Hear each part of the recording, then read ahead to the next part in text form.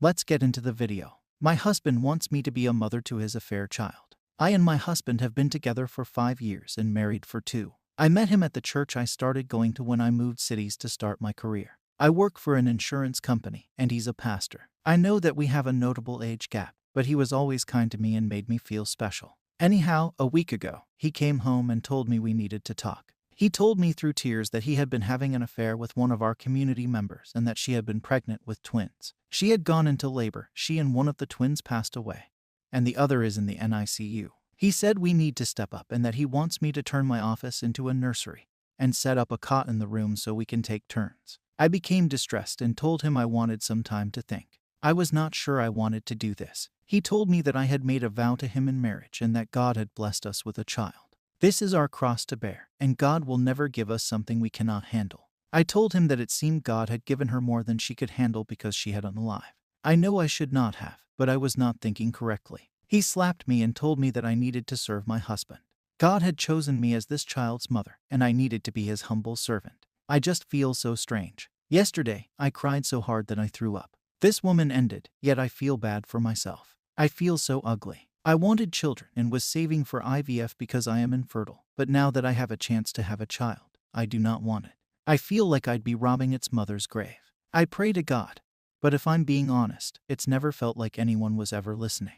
I feel like I have truly seen my husband, and he no longer looks kind. He looks his age and very tired. I want to abandon him and the child. I'm only 29. I can start over. I have a remote job, so I can take a day off when he goes to the NICU. Pack my essentials and leave. Neither he nor the child deserve this, and although this is my circus, that is not my monkey. Relevant comments. Love yourself and leave. That's the hard part. I always felt like I was never on anyone's radar, and was just their back burner. He made me feel special and loved, but this past week, I feel like I've seen past that. Although I was old enough to decide to be in an age gap relationship, I feel like he had no business being someone my age. I'm 29 now, and I would feel wrong being with someone who is 24. I spent my whole life accepting second best, and now that the one person who put me first has now put me last, I feel like I just see it all now. I feel used. I'm a Christian and preacher's kid. He's full of SHT.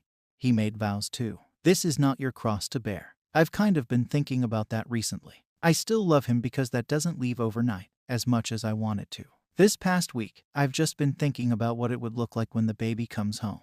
The arguments we'd inevitably have in front of the child, the way he'll use the fear of God to make them behave. And I can't accept that I was willing to accept that when it was just me, and I'm not sure why, but I just can no longer accept this behavior. More info on the affair. He said that she had come to his office several times to seek spiritual counseling, and the affair just happened after many emotional sessions. The assistant pastor is aware of things according to my husband's version of events and has called me twice this week to offer help converting my office into a nursery. He said that forgiveness is a virtue, and this is part of God's plan. Don't let him use God to manipulate you. He doesn't care about you. That's just it, though. Looking past the situation itself, he doesn't care about me and only pretends to. I finally found someone who put me first, and it was a lie. I feel like such a gullible idiot. A 39-year-old man was interested in a 24-year-old woman because they had the same interests. Really, I feel so stupid for not seeing it when I can so clearly see it now. Small update in comments. I just want to thank y'all for the support. I'm still processing this all, and I just need a little time. I don't feel unsafe, just unloved, just not enough. My husband did apologize for slapping me and continues to express regret, but he can't take it back. Just as he cannot take back impregnating another woman, which ultimately ended her. I'm just feeling so disillusioned with my whole life right now that I know I should leave. I know that there is a world out there that will not treat me like this, but I am scared of change. I am working on a plan to leave and getting my ducks in a row for when I am ready to go, but I am not sure when I would leave if I chose to. Many express that I should make a report to the police about him slapping me, and they're probably right, but that would likely cause me more problems than it would be worth. If I leave, it might make him want to contest the divorce more, and if I stay, it would cause more tension. I've been working on my left hook, though, because I won't let him get away with it again. I'm not violent myself, but I'm down for a tussle because, although I'm hurt, I am angry. I'm not sure if there will be an update because I'm still unsure. I can make all the plans in the world, but the change scares me almost as much as bending to his will. I've been praying about it, but I see no clear answers or guidance. I don't know. Funny thing, I'm jealous of the people who say that this is fake. It's like I want my life to be like it was 2 weeks ago. I could read a crazy story on the internet, and think, wow, that's crazy, it seems kind of fake, and keep scrolling and going about my life. Only I can't scroll away in real life because that's just not how life works. I don't owe anyone proof of my life tragedy, least of all strangers on the internet whom I will never meet. I do thank all who have given support. I wish I could tell you I packed my bags and left his sorry arse, but I'm not strong enough to yet. It's not that easy to do in real life, as it turns out. Odd. Update. I left. If that's all you wanted to know, there it is. For those of you who are asking how the other woman ended. I get it, I invited you into my business. It was an amniotic fluid embolism. I don't know much about those, but I guess when they happen, things go really, really fast. We lived in a more rural area, so they just weren't ready for something like that to happen. I didn't leave right away, as I know now that I should have. It just wasn't that easy. I stayed for 2 months. I knew if I did not at least try to make it work, I would not be able to live with it. Not because I wanted to save my marriage, but because what ifs keep me up at night enough as is. I went to marriage counseling with my husband, but it was ultimately fruitless. Of course it was Christian counseling. I felt like their goal was for me to forgive him rather than actually trying to help me. I was so utterly alone during that time.